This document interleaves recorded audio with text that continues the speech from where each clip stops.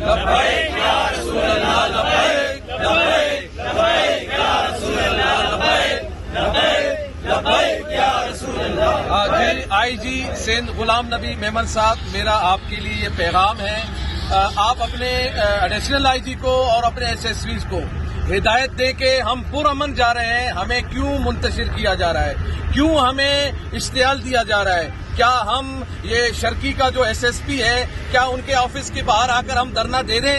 پھر ان کو سمجھ میں آئے گا. جب ہم نے آپ کو کہہ دیا ہے ہم روڈ کے اس طرف اور ٹریفک رواں ہے، ٹریفک کو ہم نے چھیڑا ہی نہیں ہے. ہم پرامن طریقے سے جب احتجاج کر رہے ہیں ان ظالموں کے خلاف، کے الیکٹرک کے خلاف، آپ کو کارروائی کرنی چاہیے، حکومت کو کارروائی کرنی چاہیے. بجائے ان کی کارروائی کے آپ ہمارے کارکنان کو، ذمہ داران کو گرفتار کرنا چاہ رہے ہیں. تو آپ کیا چاہتے ہیں کہ ہم آ کر آپ کے آفس کے باہر دھرنا دیں؟ اگر آپ یہ خواہش ہے آپ کی تو ہم آنے کو تیار ہیں، ہم ابھی آنے کو تیار ہیں.